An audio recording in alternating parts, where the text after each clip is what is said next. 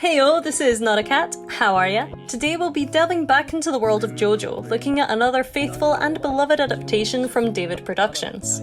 You've seen the title, you know we're looking at the 2018-19 version of Golden Wind, or Vento Aureo, and its use of setting. Setting in this season is so dynamic even on a micro level. We have characters who can control the elements and living things, and we're treated to battles on, in fact, every major type of public transport. But today we'll be exploring setting on a national level, so grab a snack or a disaronno, hit that subscribe button if you haven't already, and enjoy! It's no secret that Hirohiko Araki has a fascination for Italy. This is clear in his use of Italian character names since part 1, and of course his love for Italian fashion. Even the famous JoJo pose, he says, is heavily influenced by Roman sculptures and their poses. So how is this long-standing love of Italia expressed in Vento Aureo, a JoJo part set entirely in Italy? Vento Aureo takes place in a number of real locations in southern and central Italy. However, it opens in Naples, which is the biggest city south of Rome and actually the birthplace of pizza. Crucially, for this analysis, we need to understand that Naples is home to a long history of organised crime, but also great beauty, and it's this duality that makes it such a dramatic starting place for this narrative. First, we're shown Naples' beauty, through a short montage of tracking shots of Naples old and new. Interestingly, we know that it's the modern world because of the cars and things, but there are no skyscrapers here. It's quiet streets and scenic views that are emphasised. Peaceful music and high-key lighting also accompany these shots, and the colours here are far more realistic than those we've seen in part 4, while still being very bright and welcoming. It's very much the picture postcard version of southern Italy, and the first few lines of voiceover underline this, calling it a place everyone should see before they die. We see this side of Italy a lot in Vento Aureo actually, which works as an incongruously pretty background to this very violent season.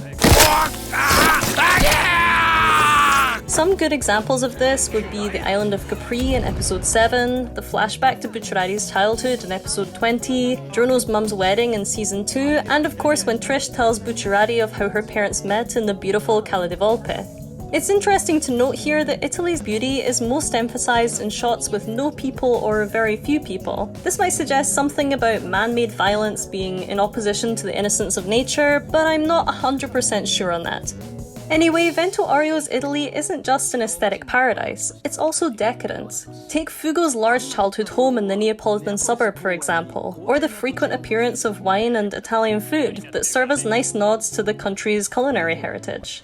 Contributing to this idea of classical decadence, we also have nods to the Roman Empire, like Luca's shovel for example, which bears the ancient Roman emblem SPQR. Moreover, the Empire's most widely recognised symbol, the Colosseum, comes into play at the series' climax, and when it appears it brings all of its connoted drama and decadence, and indeed violence, with it. The Colosseum also happens to be where Bucciarati's body is mortally injured, arguably one of the most gut-wrenching moments in the series, at least for me.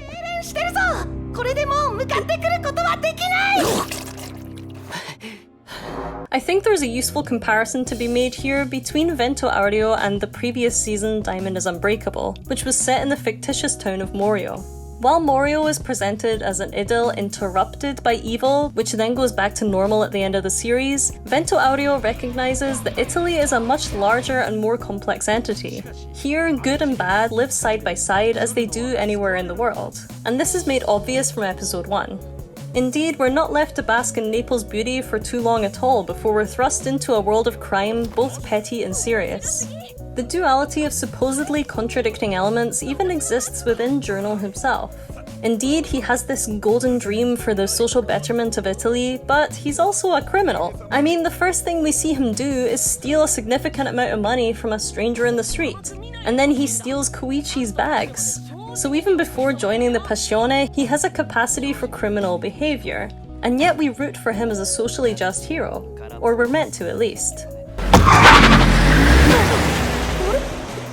And the same could easily be said for Bucciarati, who's shown to have a great capacity for good deeds despite being a hitman. Shortly after meeting Bucciarati, in fact, Giorno refuses to fight him to the death, saying, "You're in a gang, but you're a good person." Even as someone who's vehemently against the gangs, Jono clearly doesn't see the people in them as evil by default, and recognizes that he must even become a gangster himself in order to defeat them. And so we're reminded that this is set in the real world, where lines between good and evil are blurred in a very real way. Back to the scenery, when Jono and Bucciarati join forces, we see the Neapolitan coast sparkling in the background. The views here are very idealistic and perfect, a bit like Jono's naive view that he can just eradicate gang crime for good, but that's a conversation for another day. After this conversation, we see some kids playing football nearby, and we're reminded in this moment of the innocence of children that's put in danger by the crime networks in the city, and indeed by characters like Giovanna and Bucciarati. On that note, because all the main characters in this season are gang members, Italy's socio-economic issues are a big part of the setting here. So let's have a closer look at the relationship between people in place.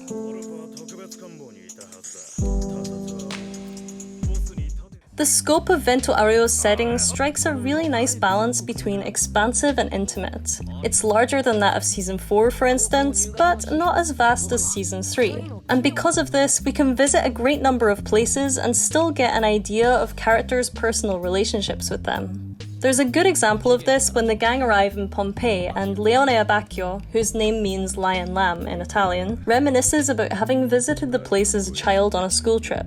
Abbacchio is an interesting one actually, as his backstory as a policeman who witnessed a lot of corruption gives us some more social perspective. Yes, the gangs are bad, sure, but a corrupted police force is just another gang. And organised crime is without a doubt the biggest crossover between character and setting here. The crime syndicate in Vento Aureo is based on the Camorra, which I guess is like the Naples Mafia, and we see the array of benefits that one can get from being involved with it. And this is important to setting because being in a gang, according to Vento Aureo, can make somebody's environment easier to live in, as one gains more respect from the public. This is illustrated in Jono's flashbacks, for example, and also in the way that Bucciarati is respected by the community. They're greeted with friendliness, compliance, and even faith, even if this is out of fear. And the idea of Naples as a fearful place is palpable from time to time. Indeed, as a child, Jono worries that he'll turn into a twisted person like the people around him. 彼は自分がこの世のカスだと信じるようになり、彼もまたこの街にあふれる心のねじ曲がった人間の一人に育っていくことは時間の問題だった。 And in this line, there's a sentiment that Italy, and specifically Naples, is a corrupting influence, rather than just a place that's been corrupted by crime itself. This of course isn't true, because there's no such thing as an evil place, but it's the way he's been made to feel. While still a child, Jono gains respect from the Passione after saving a gangster from the police, and he can finally settle in. And it's quite thought-provoking that it is through this underground organisation of outsiders, essentially, that he can finally gain acceptance from the public and integrate into society. Therefore, in Vento Aureo, place affects people, but people also affect place. Take the scene in episode 7 where the crew arrive in Capri. We see the freeing expanse of the sea and hear that this pretty island was once a holiday home for a Roman emperor. And then we get this line. ブローのブチャラティたちは間もなくポルポの隠し金100億リラを手にするためこの島に上陸しようとしている。 Cleverly bringing us back to the present situation, reminding us that these men and their plans are essentially bringing trouble to this beautiful place. The relationship between place and people is complex here, but so is the presentation of the gangs themselves. Indeed, the Passione is illustrated as a scourge of drugs and violence, and we see the main characters do some pretty sadistic stuff, even to each other.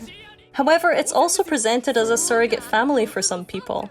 This is especially true for Narancia, who gave up on life at the age of 15 before being taken in by Bucciarati's crew. For all its moral drawbacks, a criminal organisation can function as a secure structure in somebody's life if they're suffering from social, familial, or financial issues. These people aren't in gangs just because it's cool. It's because it provides them protection, and also power, which are very human things to want. I'm summarising here essentially, but these are quite complex social issues, and I never expected a show like JoJo to make me ponder it so deeply. A less dramatic but much more ubiquitous part of Italian life is of course food. And if you've ever been to Italy, you'll know that food and drink are a very important part of the culture there. So how is it weaved into this season?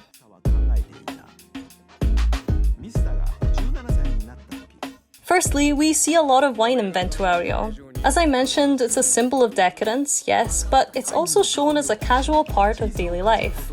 Characters are often seen drinking wine, and crucially, drinking it together during the day as a social activity. This goes for the communal consumption of food too, which is illustrated nicely throughout the series. Characters frequently eat food together, but also occasionally discuss it. We learn that Bucciarati likes bruschetta, for example, then again, who doesn't? And that Mista has some strong opinions on what makes an animal delicious or not.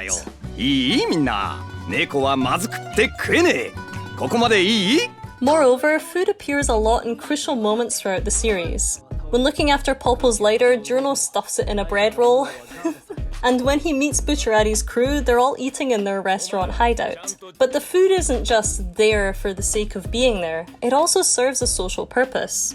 When Narancia is taken in by Fugo, for example, Bucciarati kindly offers him a place of spaghetti that he'd ordered for himself. And Bucciarati does continually use the giving of food to establish trust. Not to mention the fact that Mista's bullets insist on having lunch every day.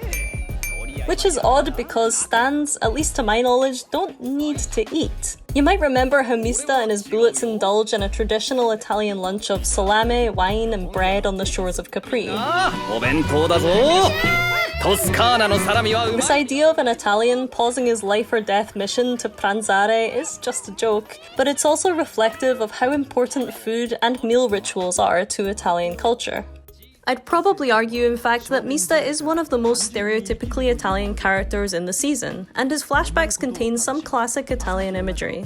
Through these, we learn of how he took pleasure in wine and cheese, but also flirting with women and getting into fights outside cinemas. Romance and cinema being two other pillars of Italian culture. Coming back down to earth for a second, I know this is an anime we're talking about, not a documentary. But an effort is made in Vento Aureo to teach us about Italy. So how and how well does it do this? As I mentioned in a previous video, Stardust Crusaders is essentially a road trip. And while Vento Aureo is a different sort of road trip with a more serious tone and less of a buddy movie element, it also sees the main characters travelling around a lot. And Araki uses this structure yet again to give the viewer a little worldly education along the way. For example, when the crew are driving to Pompeii, Fugo gives them a history lesson on the eruption of Mount Vesuvius. The information is probably not much use to the other men in the car, seeing as they're all Italian, but it effectively fleshes out the real-world setting by educating the viewer on its history. Specific locations visited by the characters include the House of the Tragic Poet in Pompeii, the San Giorgio Maggiore, and the Lion of Venice. And little things like this are important. They not only lend a sense of authenticity, but they serve as nice little nuggets of information for the viewer, who might not necessarily know a lot about Italy. And the same can be said for the use of food. Finding out what the characters like to eat and drink and seeing them do it humanizes them. But it also teaches us a little bit about what foods you will find in Italy. There is one scene where we see the lads indulging in some tea and cake, which, if anything, is a very English lunch, but that's not too much of a big deal. I mean, maybe they like tea and cake. Who am I, the Italian police? But the use of food overall is incredibly accurate. Ultimately, there are of course aspects of Italian life that aren't covered in this series. Italian art isn't referenced, for example, unless you want to count this rather baroque image of Bucciarati ascending to heaven, which I personally love, but it doesn't need to be an all-encompassing representation. Ultimately, I'd say a good balance is struck between respectful authenticity and that bizarre expressionistic element that we come to expect with JoJo. It takes everything it needs for its aims, namely gang culture, which is cleverly more rationalized than it is sensationalized, Italy's natural beauty, its architecture, and also its love affair with food. Unlike the fictional world of Season 4, this setting isn't sugar-coated. It's full of all the contradictions and corruptions of the real world, which makes the nice parts all the more beautiful. The landscapes and blue skies of the Mediterranean contrast with stunning incongruity against the violent fight scenes and dramatic speeches in this season. Therefore, there's a sense of the theatrical, even the operatic to Vento Aureo, which is appropriate to the more classical and traditional sides of Italy shown here. We do see glimpses of modern Italy too, but there's something timeless about Vento Aureo that's sort of intoxicating. And despite all the hardship and conflict we witness, a love of Italy is ultimately what shines through, in my opinion anyway. Anyway, that's about it. If you got this far, thank you for indulging me. If you loved it too, let me know in the comments, or if you didn't, let me know where you disagree. Either way though, make sure to leave me a like, and I'll catch you soon. For now, have a lovely day. This is Nottacat, signing off.